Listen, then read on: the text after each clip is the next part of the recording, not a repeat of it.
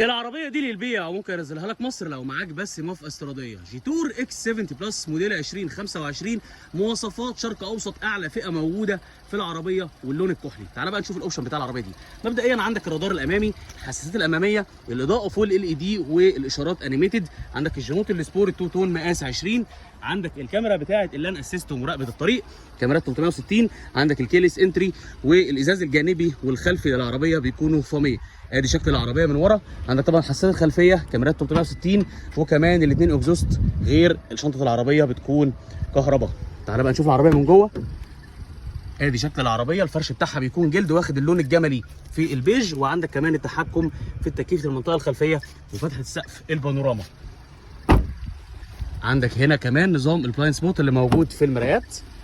عندك الكراسي الاماميه كهرباء مع نظام التسخين والتبريد، وعندك كمان داعم القطنيه بيكون كهرباء. عندك الشاشه الوسطيه والعدادات بيكونوا ديجيتال. عندك هنا مثبت السرعه وكمان الشيفت بدل، وعندك نظام الستارت ستوب.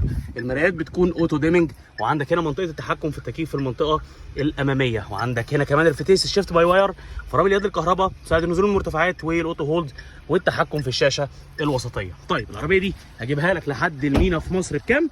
ب 80,000 درهم اماراتي بس. لو مهتم بالعربيه دي اتصل بيا على الرقم اللي موجود على الفيديو او ابعت لي واتساب وانا اجيبها لك لحد المينا في مصر.